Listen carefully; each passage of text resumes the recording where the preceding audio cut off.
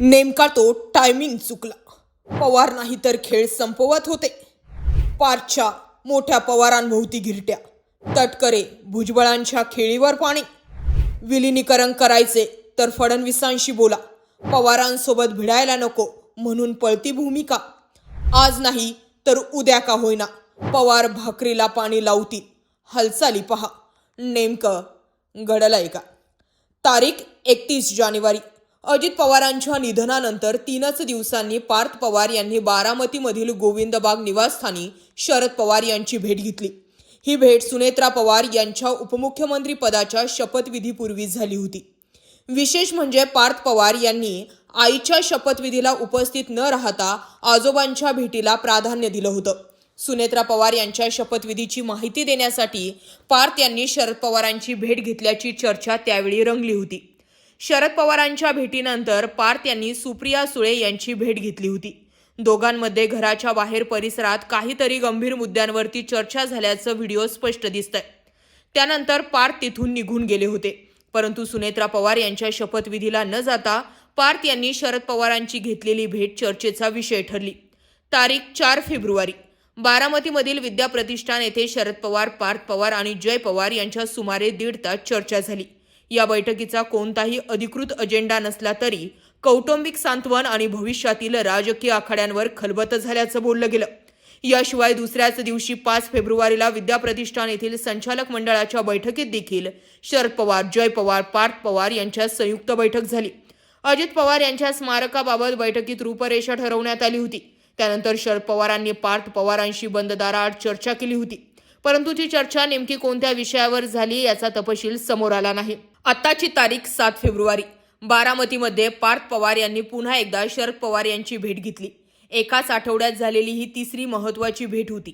या भेटीत सुरुवातीला शरद पवार आणि पार्थ पवार यांच्यात बराच वेळ चर्चा झाली आणि नंतर रोहित पवार त्यांना जॉईन झाले. पण प्रश्न असा तयार होतोय की या सगळ्या गोष्टींमुळे प्रफुल्ल पटेल, सुनील तटकरे, छगन भुजबळ, धनंजय मुंडे, अनिल पाटील आणि यांच्यामध्ये देवेंद्र फडणवीस यांनी जी काही अजित पवार गेल्यानंतर आखणी पक्षासाठी केली होती त्या सगळ्यांवरती पाणी फेरलं गेलंय का?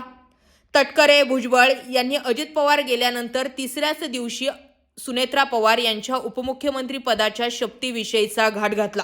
हे यासाठी केलं गेलं की मेसेज पोहोचवायचा होता, विलिनीकरण होणार नाही आणि अजित पवारांनंतर सुनेत्रा पवारच. पण सुनेत्रा पवारांना दिलं काय? तर फक्त उपमुख्यमंत्रीपद. उपमुख्यमंत्रीपद तसं घटनात्मक नाहीये. टेबल आणखी काही 10 दिवस रिक्त राहिलं असतं तर तसा काही फरकही पडला नसता. पण नरेटिव्ह सेट करण्यात आलं की सुप्रिया सुळे आणि शरद पवार यांच्या मनसुंब्यावरती पाणी फेरण्यासाठी सुनेत्रा पवार यांचा शपथविधी गरजेचा होता. मग तेवढंच गरजेचं अर्थ खातंही होतं. ते सुनेत्रा पवारांना मात्र दिलं गेलं नाही.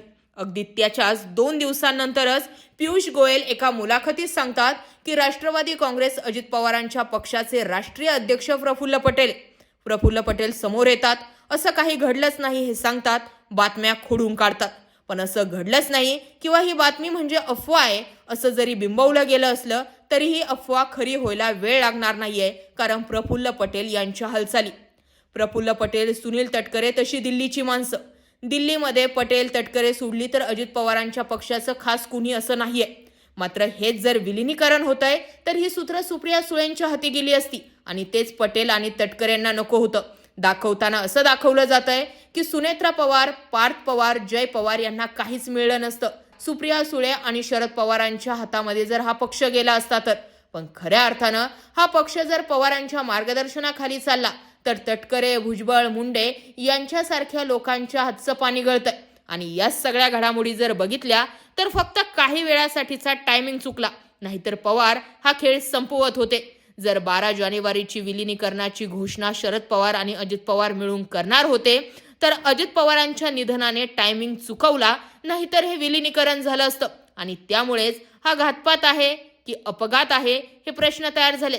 कारण ज्या अर्थाने अजित पवार गेल्यानंतर विलिनीकरणाच्या मुद्द्यावर फडणवीस, तटकरे, भुजबळ ही मंडळी बोलत नाहीये त्यावरून असं जाणवतंय की यांनाच हे विलिनीकरण नको होतं आणि हे विलिनीकरण होऊ नये यासाठी साम, दाम, दंड, भेद या रणनीतीने खेळलं जातंय का हा प्रश्न तयार झालाय. आता विलिनीकरण थांबवण्यासाठीच सुनेत्रा पवारांना उपमुख्यमंत्रीपद दिलं. वाटलं होतं मोठ्या पवारांमध्ये आणि दादांच्या फॅमिलीमध्ये वितुष्ट निर्माण होईल, दरी पडेल. पण एकाच आठवड्यात पार्थ पवारांनी 3 ते 4 वेळेस शरद पवारांच्या घेतलेल्या भेटी सांगतात, एकमेकांसोबत दिलेला वेळ सांगतो, तासनतास लावलेल्या बैठका सांगतात आणि त्यांच्याच मार्गदर्शनाखाली चालण्याचे सूर सांगतात की तटकरे भुजबळ यांच्या हातात आता काहीच राहिलं नाहीये. सगळा चेंडू फडणवीसांकडे गेला. त्यामुळे विलिनीकरण करायचं असेल तर फडणवीसांशी बोला. हाच मुद्दा फक्त आता हे विलिनीकरण थांबवू शकेल. ह्या सगळ्या घडामोडींकडे तुम्ही कसं पाहता कमेंट सेक्शनला जरूर व्यक्त व्हा. अशाच माहितीपूर्ण व्हिडिओसाठी आपल्या चॅनल आवर्जून सबस्क्राईब करा. जय महाराष्ट्र.